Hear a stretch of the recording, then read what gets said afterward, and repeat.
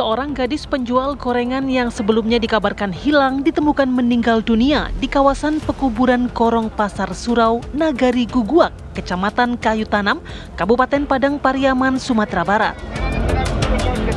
Nia Kurniasari, 18 tahun, diduga menjadi korban pembunuhan dan pemerkosaan. Jasad Nia ditemukan terkubur dalam kondisi tidak berbusana oleh tim gabungan TNI Polri dan relawan saat melakukan penyisiran pada Minggu sore 8 September. Pihak kepolisian menurunkan anjing pelacak ke sekitar lokasi penemuan jenazah Nia untuk mencari barang bukti lain. Polisi menemukan pakaian korban tidak jauh dari lokasi TKP korban ditemukan. Sementara hasil otopsi masih menunggu informasi dari Rumah Sakit Bayangkara.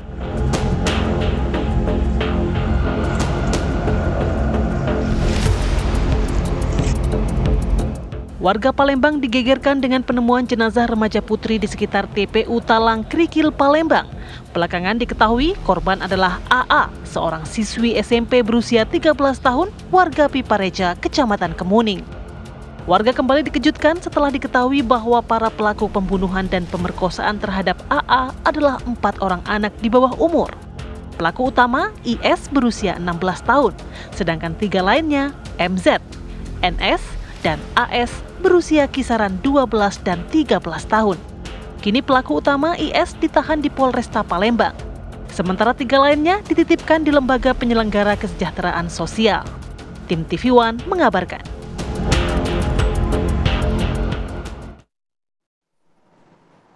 Pemirsa, belakangan ini pemerkosaan dan juga pembunuhan kian sadis ada beberapa tempat di Sumatera Utara, ada di Dairi dan juga di Labuan Batu, kemudian di Palembang, Sumatera Selatan dan juga ada di Padang Pariaman. Kami akan ajak Anda pemirsa berdialog bersama dengan pakar viktimologi UI, Mas Heru Susetio. Selamat pagi. Selamat pagi Mbak, selamat pagi Mas. Sebelum kita akan berdialog, izin Mas Heru kita terlebih dahulu menyapa rekan kami, ada Andri Saputra yang akan mengabarkan mengenai kasus di mana terjadi pembunuhan hingga pemerkosaan di Padang Pariaman, Sumatera Barat. Ada gadis penjual gorengan yang dikubur juga pada saat itu. Andri, silakan dengan informasi terbaru. Ya, dapat saya laporkan bahwasanya diduga pembunuhan gadis penjual gorengan ini terjadi pada Jumat ditemukan pada minggunya gitu. Jadi si gadis ini dinyatakan hilang dan ditemukan pada hari Minggunya terkubur di sebuah lokasi perkebunan di kawasan Kayu Tanam. Untuk informasi terbaru saat ini, polisi terus melakukan penyelidikan terhadap kasus ini dengan sudah memeriksa 4 orang saksi dan mungkin ada lagi saksi tambahan untuk memperkuat dugaan pelaku yang melakukan pembunuhan ini. Tadi malam tim reserse Darah Hitam Polres Padang Pariaman juga melakukan pengejaran satu terduga pelaku utama yang dikabarkan dia tadi masih di kawasan Kecamatan Kayu Tanam, namun dia lari di kawasan hutan. Kemarin juga terjadi tembak-tembakan di lokasi tersebut. Begitu. Baik, semoga memang pelakunya kita harapkan bisa segera dideteksi dan ditangkap begitu ya. Kita akan langsung berbincang dengan Mas Heru kalau begitu Mas Heru. Ini fenomena yang sangat miris sekali. Bagaimana bisa terjadi dalam kurun waktu yang tidak berselang lama antara kasus ini. Dan semuanya terjadi di Pulau Sumatera. Betul. Apakah Anda punya analisa tertentu mengenai hal ini? Kenapa bisa terjadinya hampir berdekatan waktunya? Sebelumnya pernah terjadi kepada korban Yuyun deh, tahun 2016 di Bengkulu, tahun 2016 bulan Februari kalau nggak salah. Sama ini juga gang rape, perkosaan dilakukan oleh kelompok dan sebagiannya masih bocah di bawah 18 tahun. Dan terulang kembali yang di Palembang, kemudian ada kasus kembali di Sumatera Utara, di Dairi, di Labuan Batu. Kemudian yang kalau disumbarkan belum ketahuan siapa tersangkanya. Cuma kita melihat fenomena gang rape ini mengkhawatirkan alias pemerkosaan massal yang memang ada yang berujung sampai kematian, ada yang tidak. Tapi penderitaan luar biasa. Karena walaupun tidak meninggal, korban pun trauma luar biasa ya. Di traumanya itu tidak ya juga sangat serius, bahkan sampai sepanjang hidupnya, sehingga itu yang harus kita prihatin dan juga sedih, apalagi sebagian tersangka pelakunya masih anak-anak, atau kita biasa sebut dengan istilah ABH, anak yang berkonflik dengan hukum. Ini buat kita miris sekali gitu. Ada yang masih umur 12 tahun, umur 13 tahun, 15 tahun, yang mungkin dulu tak terpikirkan anak kecil itu bisa berpikir untuk memperkosa. Ya.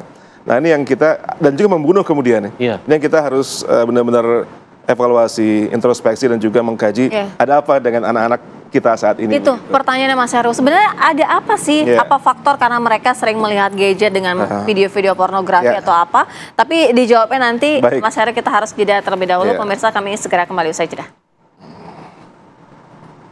Kita lanjutkan dialog. Mas Heru, kalau kita lihat kan memang dari mereka yang anak-anak di bawah umur yang menjadi pelaku pemerkosaan itu juga cenderung sering sekali melihat gadget, video porno gitu. Itu faktor terbesar juga yang mempengaruhi mereka? Ya betul Mbak, ya. Jadi para tersangka ABH, anak yang berkonflik dengan hukum itu, stimulannya ketika melakukan suatu kejahatan seksual biasanya ada stimulan berupa pornografi. Pornografi mungkin akibat exposure berlebihan, entah di laptop, entah di handphone, entah di nonton bersama, di video, di segala macam, itu terlalu berlebihan dan menimbulkan stimulan.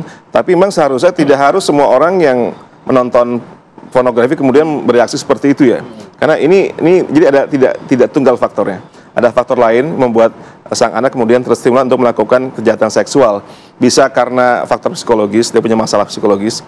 Bisa karena faktor lingkungan, dia bergaul dengan peer group yang tidak support ya. Peer group yang malah mengerahkan dia ke arah kegiatan yang kekerasan. Bisa karena masalah keluarga, kebanyakan masalah keluarga.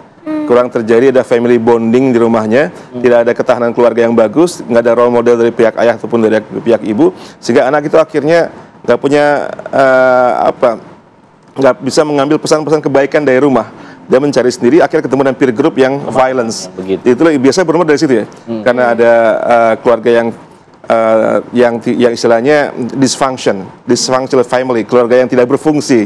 Akhirnya mencari teman-temannya destruktif, dan biasanya juga ada pengaruh zat-zat adiktif ya, entah karena narkoba, entah karena alkohol, kemudian karena pergaulan, atau terpapar kekerasan dari teman-temannya, dari yang orang punya pengalaman kekerasan sebelumnya. Akhirnya itu semua berkontribusi untuk lahirnya kejahatan seksual kepada anak, kepada sesama anak. Karena harusnya kalau sekedar pornografi mungkin membuat orang memang merusak otak ya, tapi tidak semua kemudian mewujudkannya menjadi tindakan kejahatan seksual.